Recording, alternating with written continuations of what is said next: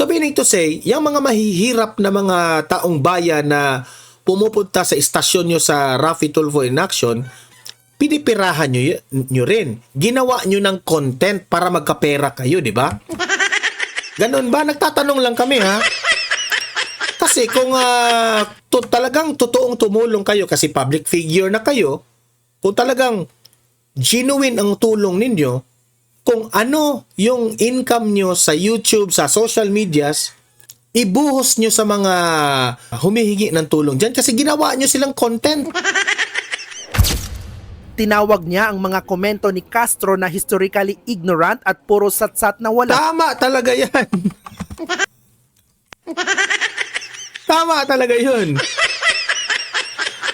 Ignorante naman talaga si Castro, wala yang alam. Kapag ang Duterte ang mga nagkakasakit, wala, hindi excuse. Hindi excuse. Pero kung mga kalaban, ang mga buhaya, ang mga kawatan, ng excuse ng may sakit, hindi yan makakadalo. Excuse yan, excuse. Okay. Pag-usapan natin itong tahol na naman, itong si Trillanes. Booking itong si Trillanes sa kanyang kasinungalingan. 'Di ba? Ayan kasi ang dami mong satsat sa media, ang dami mong mga gimmick, pautot.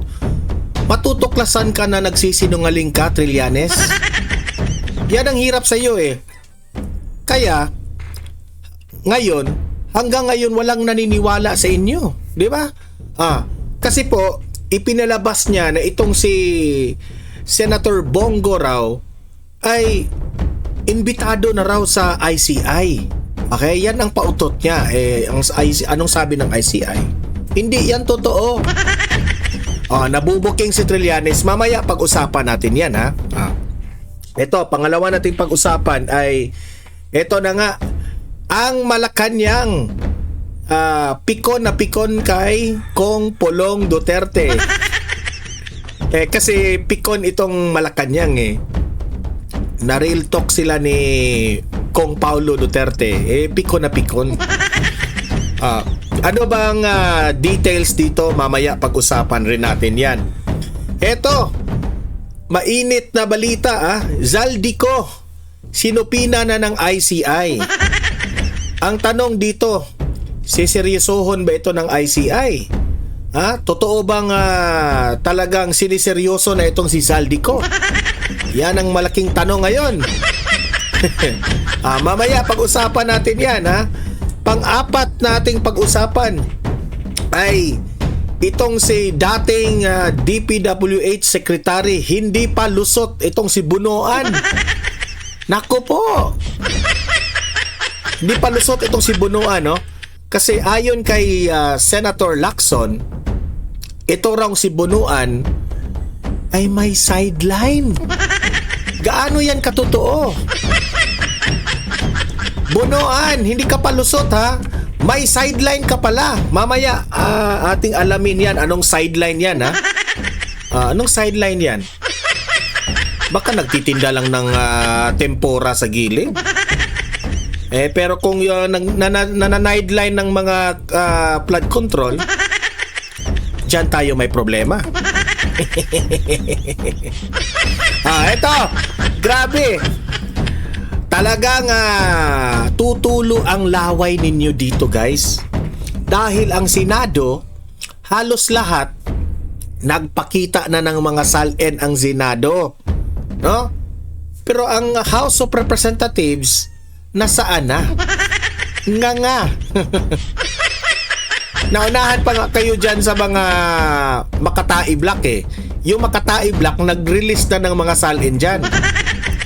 Nasa na yung sina Sandro Marcos, Martin Romualdez, sino pa? Ang dami dyan, mga buhaya dyan Maglabas na kayo ng salin dyan, huy! Ang Senado, I think 3 na lang na mga senador, makikita mo dito, guys, ang daming pera sa mga senador. Ang daming pera mga senador. Mamaya ipapakita natin yan mamaya kung gaano kayaman ang mga senador. At last but not the least na ating pag-uusapan ay grabe guys, ang mga negosyante isa sa mga grupo na mga negosyante dito sa Pilipinas dismayado po dito sa Administrasyong Marcos. Oh, dismayado dahil sa tariff deals ng Amerika. Bakit yung ibang bansa, 'di ba?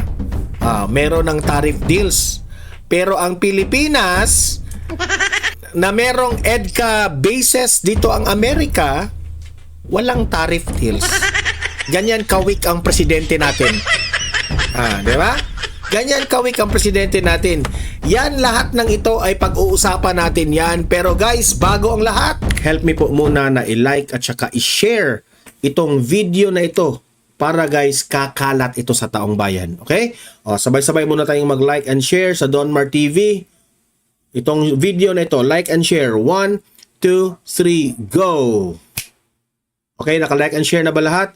And also guys, sa mga bago pa lang dito sa aking channel, mag-subscribe na po kayo para lagi kayong updated sa ating mga balita. And at the same time, yung mga cellphone ninyo, ma-notify yan kung meron tayong breaking news, bagong uploads, o kung nagla-live ang ating channel. Ma-notify kayo lahat dyan. Kaya mahalaga po na mag-subscribe tayo sa Donmar TV. 1, 2, 3, go! Ayan, nakasubscribe na ba lahat? Okay, unahin muna natin ito. Ito, binalita ito ng mga mainstream media, no? Pero ang kinuha ko lang itong SMNI, gikan sa masa para sa masa. Nakuryente sa sariling pahayag si Trillanes. Nakakahiya ito eh. Kung ako ni Trillanes, no? Makailang beses na natuklasan itong si Trillanes na lagi itong nagsisinungaling. Noon pa, sa panahon ng Administrasyong Duterte, lagi na talaga itong nagsisinungaling. Ito yung kasinungalingan na ginawa ni Trillanes. Lakihan ko para makita nyo lahat. Yan ang sabi niya. I have information that Bongo was already invited to appear before the ICI pero ayaw niyang pumunta. Pinagbibintangan mo pa ngayon si Bongo na umiiwas si Bongo dito, no? Ganyan ka maninira ng tao. Sabi pa ni Trillanes, unless kasama niya sina Aimee at Bato, parang may tiga-abogado sa kanya. Yan, nambubuli pa. Nambubuli pa siya na ito raw si Senator Bongo ay kailangan ni Senator Aimee at ni Bato para pumunta sa ICI. Kasi parang sinabi na rin ni Trillanes na hindi kaya ni Bongo na pumunta sa ICI. Kaya ibig niyang sabihin, siguro guilty na si Bongo. Ang galing mong magsinungaling, Trillanes. Ang galing mong magsinungaling. Kaya pala, hindi ka na pinaniwalaan ng sarili mong lugar. Wala nang naniwala dito eh. Sabi pa ni Trillanes, let's keep the pressure on. So pinipressure niya ngayon. Halatang halata naman na kaya mo pinipressure si Bongo kasi inggit na inggit ka. Kasi ni-reject ka ng mga Duterte camp. Ni-reject ito dati. Gustong makipag-tandem kay Duterte pero ang nangyari, ni-reject ng mga Duterte. Sino ba namang gusto makipag-tandem sa iyo? Sundalong kanin ka. 'Di ba? Sabi pa nga nila, silang nagsabi paukud-ukud mo tinika, pero magsusurrender lang pala. Uy, magpakamatay ka, totoo kang naninindigan sa bayan. 'Di ba? Sabi pa ni Trillanes, dapat imbitahan si Bongo kasama ang tatay at kapatid niya. Sinabi niya ayan, October 28, no? Ngayon is kahapon ito sinabi niya,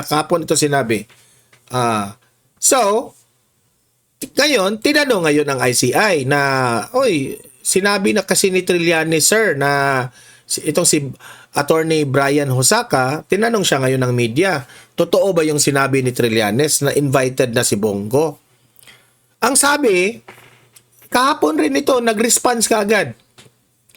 No invitation has been sent by the commission to Senator Bongo. Ayan, napahiya ka tuloy. Trillanes. Sinabi niya kahapon, no? Sinagot kaagad ng ni Attorney Brian Hosaka from ICI. Napahiya si Trillanes. So another, kung si Regal Oliva pa ang pasasabihin dito, another day, another kasinungalingan, Trillanes.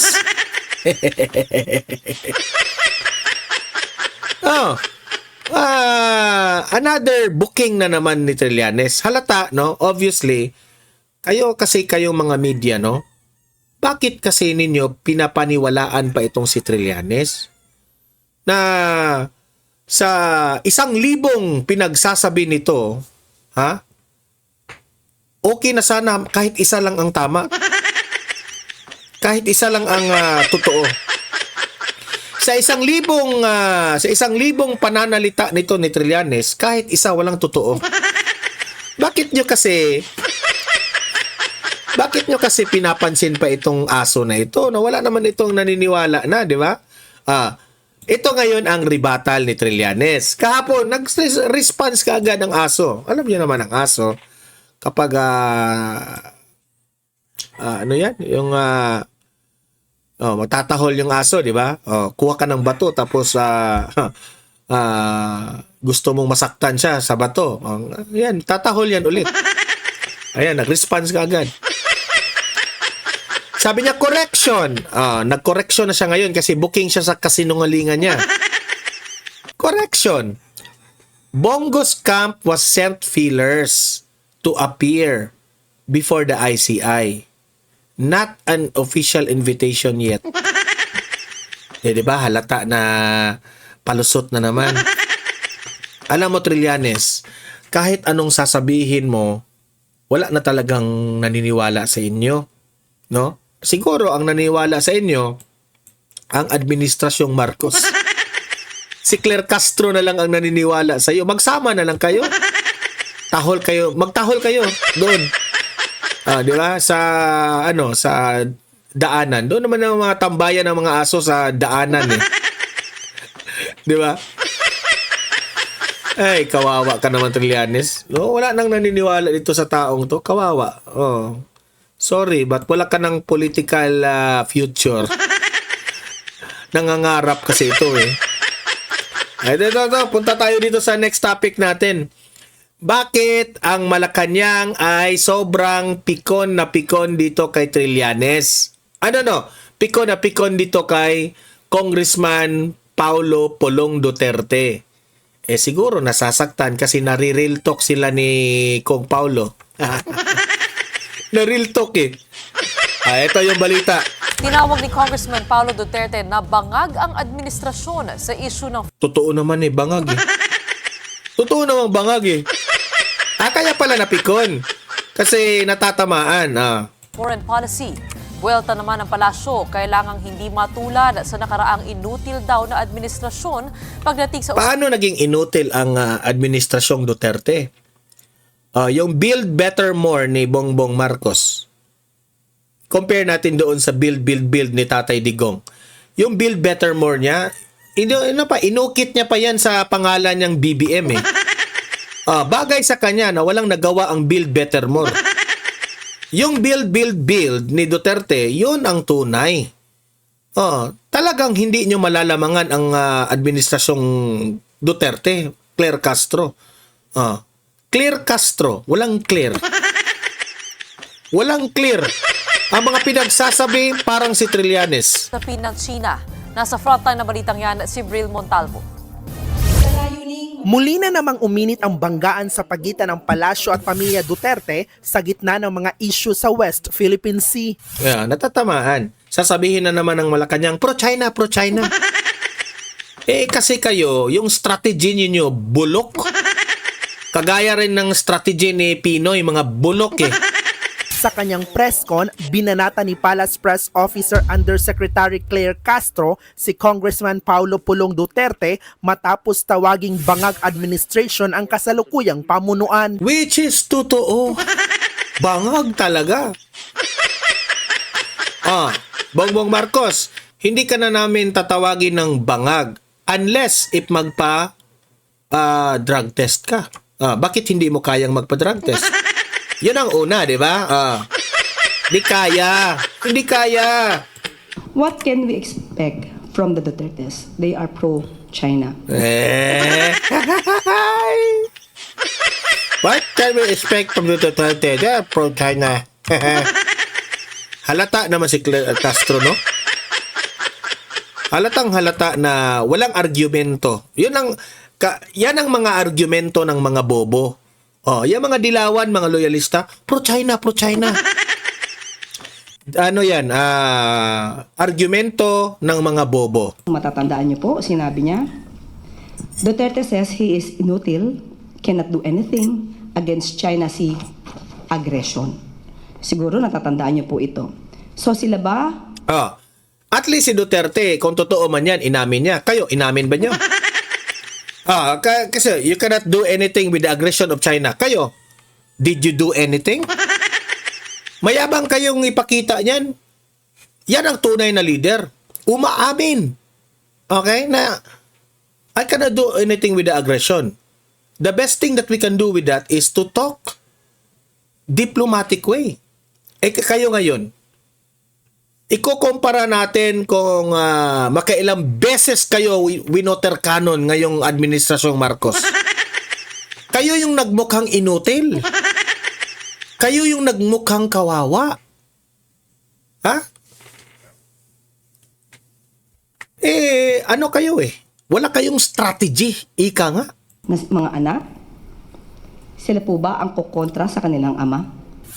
Iginiit pa Ang style nitong si Auntie Claire, pinagpaaway pa niya. Hindi na kami masusulod sa din mo na kami mapapasok sa bulsa mo, Auntie Claire. Yung bulsa mo bulok at butas-butas. ni Castro, hindi dapat inaalipusta ang layunin ng Pangulo na palakasin ang sandatahang lakas at ituloy ang modernisasyon ng AFP. May tanong ko kay Gibo at ni Taria, anong nagawa nyo dyan sa West Philippine Sea? Sige nga, naangkin nyo ba ang West Philippine Sea? Ang yabang-yabang nitong si Auntie Claire na ito Anong nagawa nyo? Sige raw. Wala naman kayong nagawa EDCA base, useless. Di ba? Hanggang dyan lang kayo. Kailangan lang pong lumakas din ang ating puwersa at hindi tayo magaya sa nakarang administrasyon Parang sabog rin ito na inutil na ituturing pagdating sa China aggression. Agad namang bumuelta si Hawak-hawak niya yun. Tapos yung mga nakikinig sa kanya, hindi siya nagugustuhan. Congressman Pulong Duterte sa kanyang Facebook page. Tinawag niya ang mga komento ni Castro na historically ignorant at puro satsat na wala. Tama talaga yan. Tama talaga yun.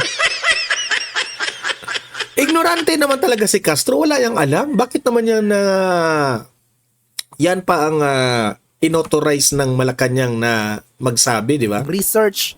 Sa ilalim daw kasi ng Duterte administration, naabot ng AFP ang record level na modernization na hindi nagawa ng ilang dekada. Kung yan daw ang inutil para kay Castro, edi para niyang tinawag na walang kwenta ang modernisasyon ng AFP.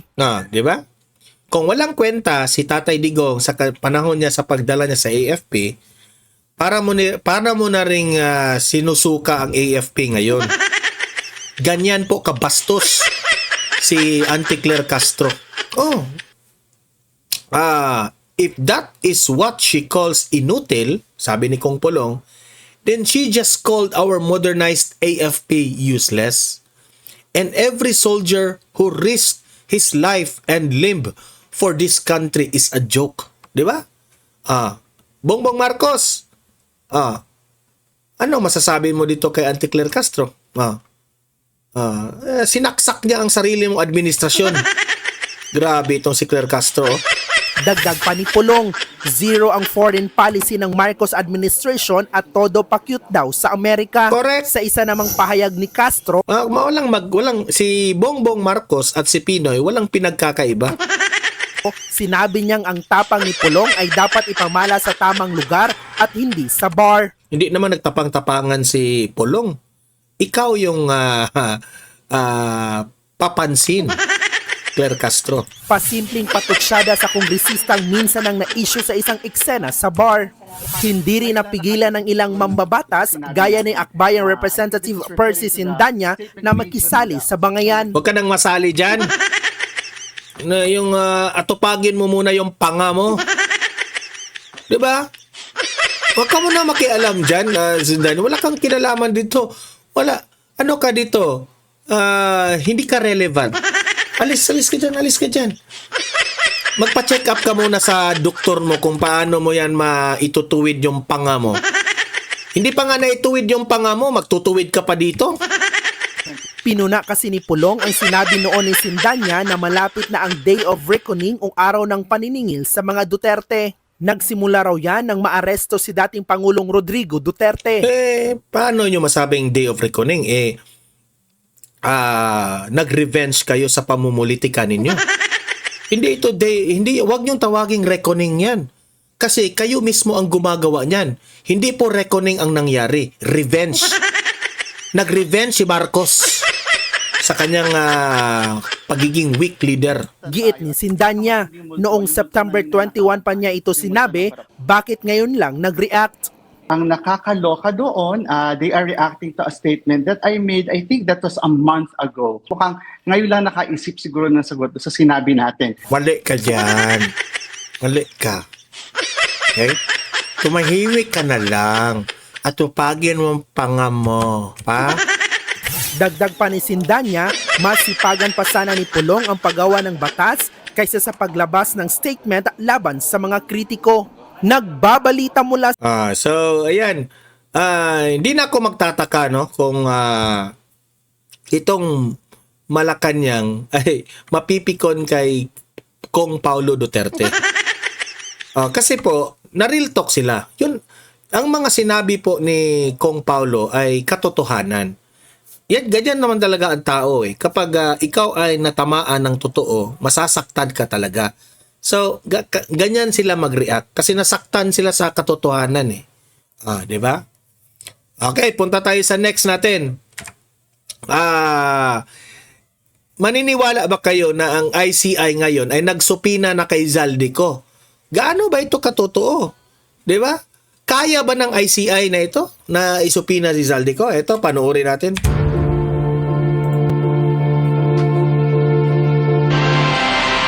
Tinakdaan na si dating Congressman Zaldico ng petsa ng pagharap nito sa Independent Commission on Infrastructure. At nakatutok si Joseph Morong.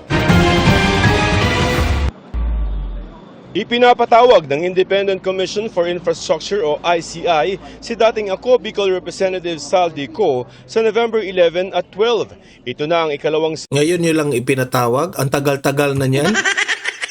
So, halatang-halata na sobrang bagal talaga ang administrasyon na ito, di ba? Ang tagal-tagal na yun. Ngayon nyo pa ipinatawag si Zaldico?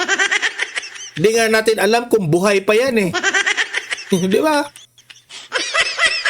Kapina ng komisyon kay Ko na naging chairman ng House Committee on Appropriations mula taong 2022 hanggang 2025. Ilan sa mga ghost flood control projects ay pinondohan sa mga panahong yan. Ayon kay ICI Executive Director Attorney Brian Hosaka, ipinadala na ang subpoena sa mga bahay ni Ko. Addressed to his Pasig residents and the one in Bicol. We're just awaiting the reports coming from the ones who would serve this. Ang tanong dyan, kung hindi kayo sisiputin, anong gagawin nyo? Matagal na sana yung kinansila yung passport na yan. Hanggang ngayon, hindi nyo pa nakansila yung passport. Pinaniniwala ang nasa labas ng bansa si Ko at kung hindi pa rin ito sisipot, ay pag-aaralan na ng ICI ang susunod na aksyon kasama na ang pagpetisyon sa Regional Trial Court para i-cite in contempt si Ko. Sa November 12 din, ipinapatawag ng ICI si dating DPWH Undersecretary Roberto Bernardo. Si Bernardo nagsabi dati sa Senado na humingi sa kanya ng mga komisyon mula sa mga proyekto ang ilang mga politiko, kabilang sina Senador Chis Escudero, dating Senador Bong Revilla at dating Senador Nancy Binay. Oh.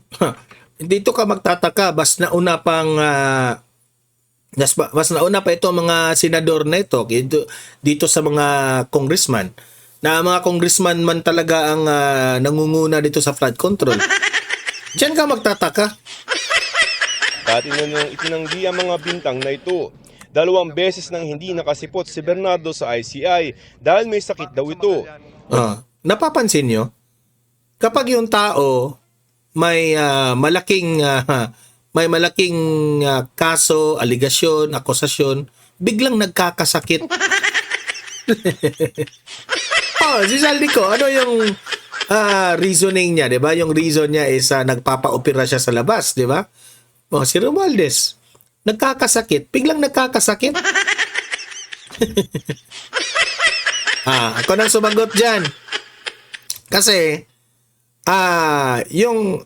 yan ang pinaka the best excuse yung kalusugan. Okay?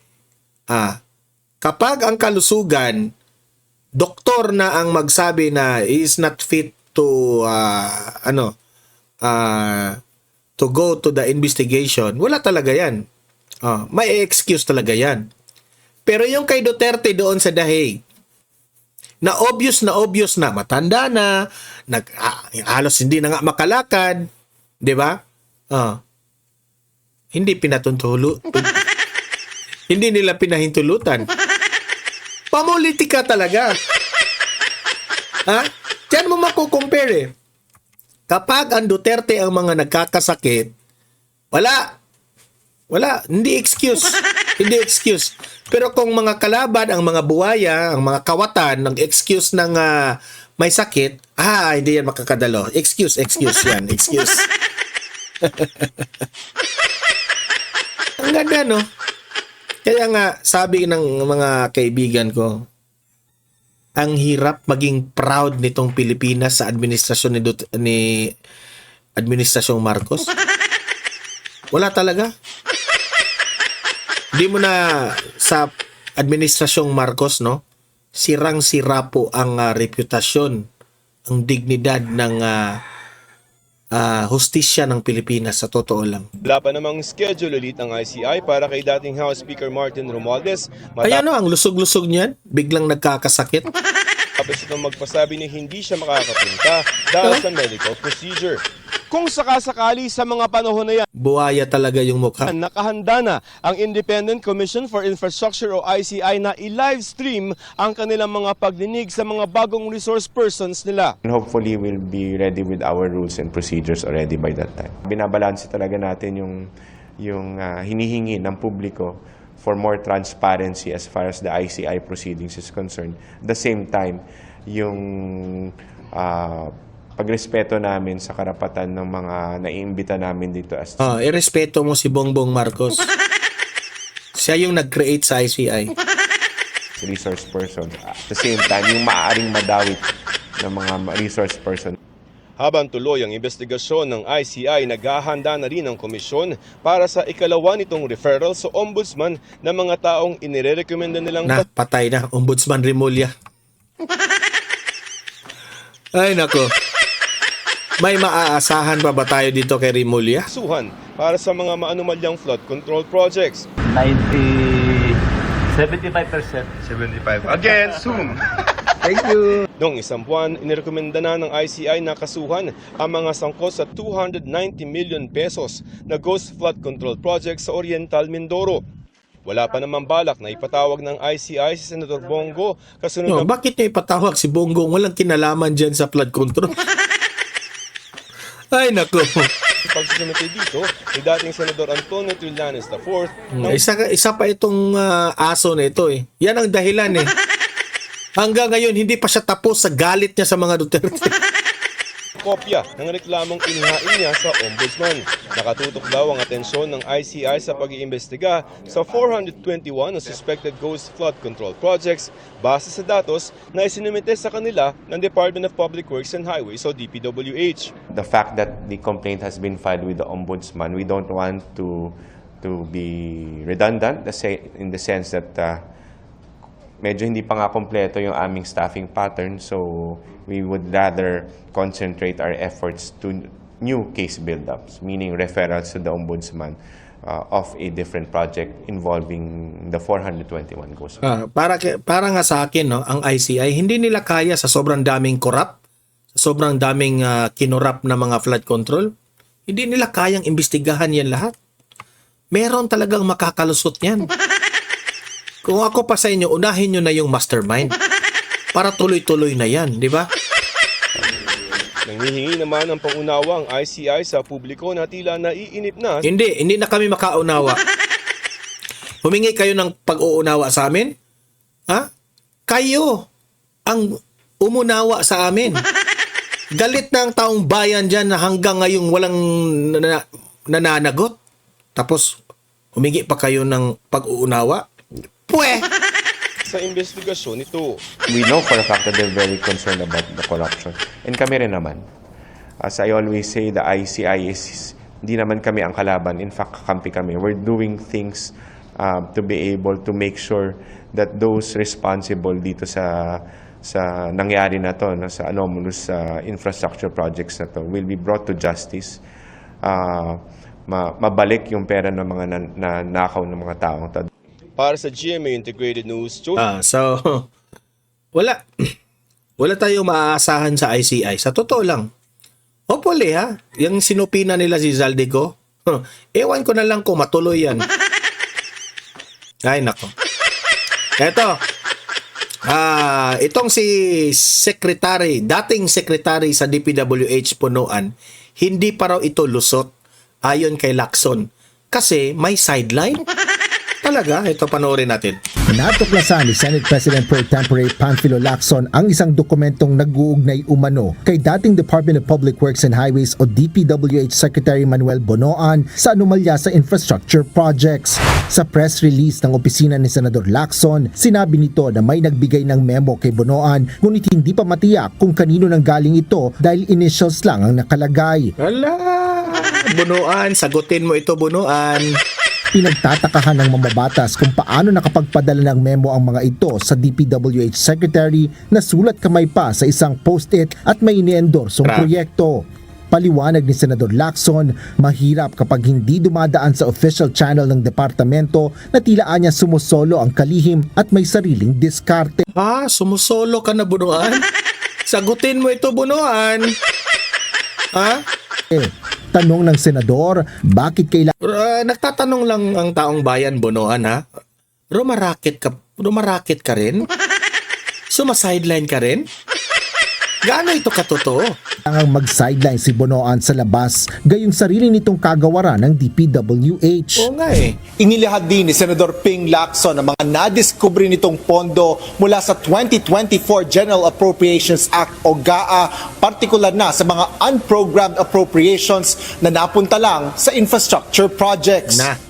Mula ito sa unprogrammed appropriations kung saan nasa 30 billion pesos ay napunta sa mga proyekto para sa flood control. Nakakalat umano ito sa iba't ibang distrito na resulta ng sinasabing sabwatan ng ilang mambabatas at DPWH officials. Ibig sabihin anya nito ay naging komportable na ang mga DPWH official sa pagpopondo ng mga proyekto kahit ito ay labag sa master plan ng gobyerno. Habang makikita pa na ipinagpatuloy nila ito sa 2025 budget.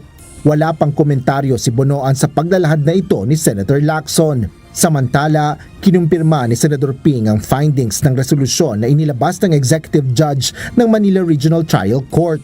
Partikular ito sa sinumpaang salaysay ni dating Marine Technical Sergeant Orly Guteza na kalaunay itinanggi ni Attorney Pechi Espera na pirma niya ang nasa notaryo.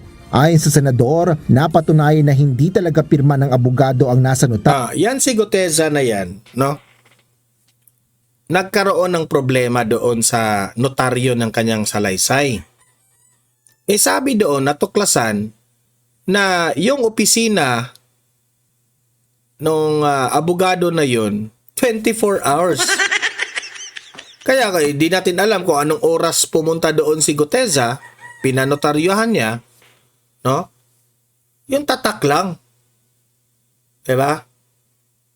So, dapat rin ipatawag natin si Guteza at yung abogado na yan na nag-notarize. Yun ang tama doon. Wag muna nating, sa akin this is my own opinion, wag muna nating i-discredit si Guteza na siya yung, ang tawag dito, gawa-gawa lang niya yung pirma na yan. Di ba?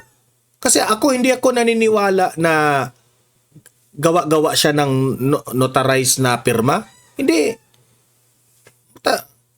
Hindi ako naniniwala dyan kasi kung gagawa ka ng notarized na may pangalan talaga ng abogado, matutuklasan yan. Gagaya nito. Di ba? So, I think na malaki, high profile ito na issue ito. Di natin alam baka rin yung abogado na ninotarize ni Guteza ay kinatsing-katsingan nila. Hindi natin alam hindi natin alam. Sa sinumpaan salaysay ni Guteza. Para mapatahimik si Guteza. Simple lang yan. Para mapatahimik si Guteza. Yung nag-notarize, pwedeng katsing-katsingan yan. So dapat rin ipatawag natin yan. Nauna nang sinabi ni Senate President Vicente Sotto III na kukumpirmahin ang muling pamumuno ni Senador Lacson sa Senate Blue Ribbon Committee sa pagbabalik sesyon ng Senado sa November 10. Asher Cadapan Jr. Yun lang ang comment ko dyan. Yun ang comment ko dyan. Para ma-discredit itong si Guteza, pwedeng minaubra siya ng attorney na yun. Baka binayaran yung attorney. Baka lang. Analysis natin yan. Ito, punta tayo dito sa mga SALN ng mga senador. No? Sa sobrang laki yung iba, Tulfo. Sobrang laki, no? Tapos, nakapagtataka, na in-expect ko na ang daming pera nitong si Chis Escudero, siya pa yung pinakamababa. So, bakit ang House of Representatives ay hindi pa lahat nagbigay ng SALN? Ang daming mga buhaya dyan. Wala naman sa Senado ang mga buhaya. Nasa House of Representatives. Pero mas nauna pa ang Senadong magbigay ng SALN. Ito, panoorin natin. Sa nagpapatuloy na serye ng labasan ng yaman, 19 na sa 24 na senador ang nagsapubliko ng kanilang mga SALN. Sa pinakahuling datos, si Chis Escudero ang maituturing na poorest senator, habang si Mark Villar naman ang pinakamayaman. Alamin ang kani-kanilang net worth sa Agenda Report. Poorest talaga. Milyon na yan, poorest pa. Ni Hannah T. Tila si dating Senate President Chis Escudero ang pinakamahirap na sitting senator. Pero yung asawa niya, galante. Poorest senator, pero yung asawa niya, galante. Siya kasi ang may pinakamababang dineklarang net worth sa SALN na nasa 18.8 million sa taong 2024. Mas mababa ito ng bahagya sa dineklarang net worth ni Senator. Ito si Hontiveros, mababa rin yung dineclare niyang SALN. Ang tanong ngayon ng taong bayan, anong ginawa doon sa dati doon sa PhilHealth? Kasi hindi ako nagsabi niyan mga taong bayan sa comment section, ano nangyari doon nung ikaw pa yung sa PhilHealth? Luisa Ontiveros na 18.99 million. Kung ikukumpara sa 2018 SALN, mula 10.58 million, umakyat ng 8 milyon ang net worth ni Escudero. Wala siyang liabilities sa kanyang recent SALN kumpara sa 5 milyong naitala noong 2018. 5 ang real properties ni Escudero. Hindi natin alam Yun lang ang SALN ni Chis Escudero. Pero yung kay Hart, billion. Hindi natin alam. Baka pinangalan ni Hart, di ba? Pero at lahat ito kasi si Hart yung galante, di ba? Ipinasa lahat umano sa kanya noong 2013. Pagdating sa kanyang 18.8 million worth of personal properties, meron siyang 1978 at 1987 Mercedes-Benz cars, isang 1969 BMW at 1995 Range Rover Classic. Tatlo ang kamag-anak ni Escudero sa gobyerno. Yan sina Sorsogon 1st District Representative Marie Bernadette Escudero, Kasiguran Councilor Ramon Escudero, at Sorsogon City Vice Governor Cunimar Antonio Escudero II. Tumaas din ang net worth ni Senator Yung kay Cheese Escudero talaga yung inexplain ng detail dito. Na siya yung pinakamaliit. Pero yung mga malalaki, hindi inexplain. Parang, oy, mga bilyonaryo, parang duda kayo kay Cheese, ha? Nagdududa ba kayo kay Cheese? Nagtatanong lang ako, ha? Joel Villanueva, pa 49.5 million sa taong 2024, ang pinakamataas niya mula 2018. 26.9 million lang ang naitala niya noon at noticeable ang pag-akyat ng kanyang net worth mula 2019 at 2020. Daming pera niya, no? Sa recent sale ni Villanueva, lagpas 15 ang real properties nito na majority ay purchased. Halos 46.3 million yan in total. Meron naman siyang lagpas 26 million na personal properties, kasama ang higit 6.6 million sa investments at 10.2 million in cash. Meron naman siyang 23 million peso worth of liabilities, ang pinakamababang naitala niya mula 2018 na nooy nasa 27.5 million. Kapwa dawit sina Villanueva at Escudero sa flood control corruption scandal. Bilyonaryo couple naman sina Senador Raffy at Representative Jocelyn Tulfo. So far, si Senator Yung asawa ni Tulfo, no? Parang yung partner ni Carlos Yulo. Di ba? Magkamukha. Oh, yung asawa ni Raffy Tulfo, magkamukha sa partner ni Carlos Yulo. Pasensya na, Tulfo, ha? Raffy ang may pinakamataas na declared net worth sa lahat ng mga... Ang net worth raw ni Raffy Tulfo is 1 billion. Ito yung ipinagtataka ko. Kung yung 1 billion na yan, yung pera na yan ay galing sa mga... Hindi ka pa senator. Meron kang Raffy Tulfo in action o kung ano-anong mga business nyo dyan. No, you have 1 billion. Pero nagtataka lang ako, Tulfo, no? Ang dami nyong tinulungan sa Raffy Tulfo in action. Yung iba pa nga, binabarat nyong tulungan, di ba? Ibigay nyo na lahat yan. Ang yaman-yaman mo pala, oh. Di ba? Pero yung iba, merong humihingi ng tulong, binabarat nyo pa pag... Yes, na-appreciate namin yung tulong ninyo. Pero kung tumulong man kayo, itodo nyo na yung tulong. Yung 1 billion yung net worth mo, kahit nga yung 100 million ang siguro naman makatanggap lahat, di ba? O yung iba dyan, binabarat ninyo. Di ba? Pinipili lang nila. Kung yung talagang mag-trending, buhos ng kung anong itulong. Pero yung mga hindi nagti-trending, ito lang ibinibigay. Huwag nyo nang babaratin yung mga Pilipinong hinanghingi ng tulong sa inyo. Itulong, 1 billion, oh. You have 1 billion pesos, di ba? Nakakahiya naman siguro na meron kang perang ganyan kalaki tapos babaratin mo pa yung iba dyan, yung hindi na post sa social media. Di ba? Kung totoo kang, tunay kang tumutulong, Raffy Tulfo, ibigay yung kalahati ng 1 billion, itulong mo yan sa mga Pilipino. Ay, anong gusto nyong iisipin namin? Yang 1 billion nyo? Itong mga pinipirahan mo ba yung... kasi ganito yan. Malaki ang income sa YouTube. No? Malaki ang income sa YouTube.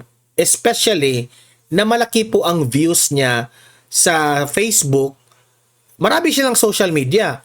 Facebook at YouTube. Let us say yung 1 billion na yan, meron pong merong nabigay ang YouTube dyan. Di ba?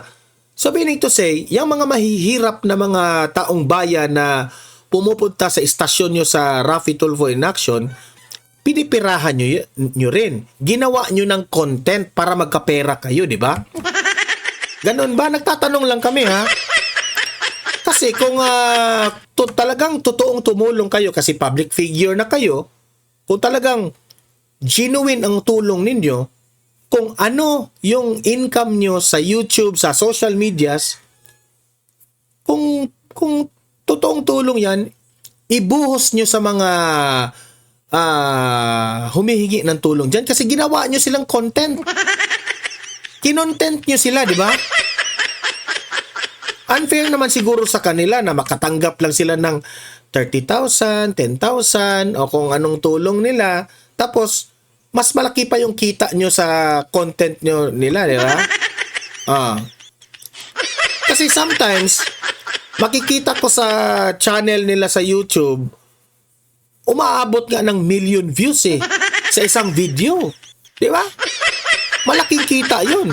Senador na naglabas ng kanilang SALN. As of December 2024, hindi bababa sa 15 sasakyan ng pagmamay-ari ni Tulfo. Nandyan ang 2 Cadillac Escalade na parehong bulletproof na nasa 14 million pesos each, Mercedes-Benz AMG, Lexus, Toyota Sequoia at ilang Toyota Hilux, Fortuner at Innova units. Nasa 6 ang agricultural lots ng Tulfo couple at may residential lots silang nasa 164 million. Wala silang liabilities. Dinisclose din nila ang business interests sa RW Productions Incorporated, Rafi Tulfo in Action Foundation at Idol Network Philippines kung saan sila ay stockholders at directors. Ang kapatid niyang si Senator Erwin Tulfo, nasa 497 million ang total net worth as of June 2025. Kumpara kay Senator Rafi, may liabilities si Senator Erwin na nasa halos 160 million. Kabilang dito ang personal loans at insurance. Lagpas 10 ang residential properties ni Senator Erwin at in total, nasa higit 210 million pesos ang mga ito. Hindi naman pinangalanan ni Senator Erwin ang kanyang 11 vehicles, pero nasa 75.1 million ang total price nila. Meron din siyang 4 na firearms na nasa 280,000 pesos in total. Para sa agenda, Hannah T. So yun po kayo nang humusga. Mga taga House of Representatives, yung SALN nyo, ilabas nyo na. Halos tapos na ang Senado magbigay ng kanilang SALN. Heto, bakit itong mga negosyante ngayon ay dismayado sa Administrasyong Marcos dito sa tariff deals with America? Nakakuha yung ibang mga bansa pero ang Pilipinas wala. Heto, panoorin ninyo. Dismayado ang isang grupo ng mga negosyante matapos makakuha ng tariff deals kay US President Donald Trump ang ilang ASEAN neighbors pero wala para sa Pilipinas. Ang detalye sa agenda report ni Paulo Barcelon. Disappointed ang liderato ng Philippine Chamber of Commerce and Industry matapos makuha ng Thailand, Malaysia at Cambodia ang mga malalaking tariff deal mula sa Estados Unidos. Kabilang dito ang kasunduan ng Malaysia sa rare earths at zero tariffs para sa ilang produkto ng Vietnam. Pero ang Pilipinas, no deal. Ayon kay PCCI Vice President for Trade Brian Ang, apektado ang mga semiconductor. Halata talaga na weak si Bongbong Marcos. Wag na tayong magbulahan pa. Doctor exporter sa Pilipinas. Very, very depressed na sila. They were hoping na because over 50% of our exports very, very depressed na sila. Yan ang sabi na. are from semiconductors, no? So, very depressed sila na wala pa rin lumalabas na positive feedback on this sectoral tariff. We are shocked that this news came out. We were expecting a little bit of good news na because we have been negotiating for at least sectoral. Weak talaga si Bongbong Marcos. Ang Amerika, nagpa-good shot pa nagpasipsip pa ang bansang ito. Tinayuan ng EDCA sites, mga bases, pero yung tariff, nga. Kasi si Biden naman yun Si Biden ang kadil doon dito sa mga EDCA bases. Hindi naman si Trump. So, hindi natin mabiblame si Trump, di ba?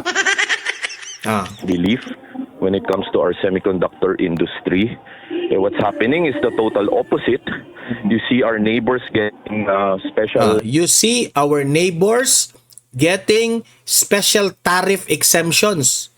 And the Philippines has so far received none. Bongbong Marcos! Anti-Claire Castro! Nga. Tariff exemptions and the Philippines has so far received none. Dagdag pa ni Ang, dapat tumingin ang pamahalaan sa mga posibleng kapalit o konsesyon mula sa Washington tulad ng pagtiyak na mananatili sa Pilipinas ang mga call center operations. Sa gitna ng mga debate sa US Congress, balita ko pa naman na sabi ni Trump, wala ng call center galing sa labas, lahat sa loob na ng Amerika. Patay ang Pilipinas. tungkol sa Keep Call Centers Bill na maaring makaapekto sa IT BPM industry ng bansa.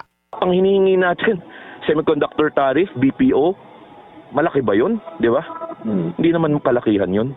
Ayon naman kay RCBC Chief Economist Michael Ricafort, dapat maghintay muna ang Pilipinas kung magbabago ang isip ni Trump sa mga taripa. Ngunit dapat Hindi na magbabago si Trump.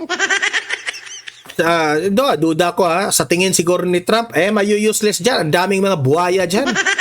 Daming mga kurap dyan. Useless tong tariff na ito. ring pagtuunan ng pansin ang pagpapalawak sa ibang export markets. So yun, yung diversification ng markets, diba?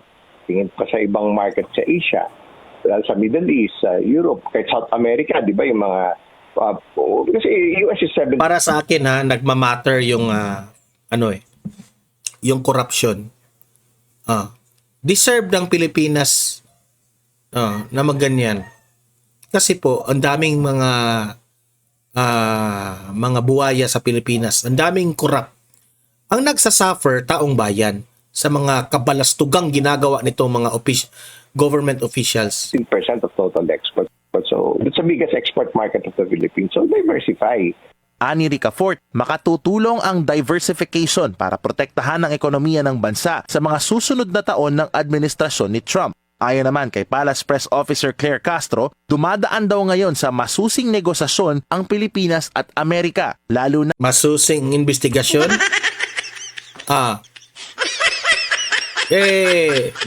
That's one way of saying na pinahirapan si BBM kay Donald Trump. para sa sektor ng serbisyo at agrikultura, bagay na hindi raw dapat madaliin. Mapa-deal or no deal man with the Trump administration, pananaw ng mga eksperto, dapat ng baka hindi bet ni Trump itong si Bangag. Baka hindi bet niya. Humanap ng alternatibong merkado para sa mga produkto at serbisyong Pilipino. Pananaw nila, the more economic choices na mayroon ng Pilipinas, tingnan nyo ang dolyar ngayon. Diba? Tumaas yung dolyar. The less chance na maapektuhan ito ng policy shocks, lalo na pagdating sa pandaigdigang kalakalan. Para sa agenda. Ay nako. Kayo nang humusga. Kayong mga taong bayan, anong masasabi nyo dito? No? Bet ba ni Trump itong si BBM? Kayo nang humusga. Okay? Mag-comment, mag-react. Ilatag nyo ang inyong argumento sa comment section. Usap-usap tayo doon, okay? Paki-like at saka paki-share sa mga nanonood, no? Para guys, marami po ang makaalam sa nangyayari ngayon sa bansang Pilipinas. At sa mga first time na nanood dito sa aking channel, sa Donmar TV, subscribe na po kayo, no? Libre lang ang mag-subscribe, walang bayad yan. Updated pa kayo sa ating mga breaking news. Okay? See you in my next video. Have a great day. Have a great night. God bless po sa ating lahat. Mabuhay ang Pilipinas and God save the Philippines. Bye-bye.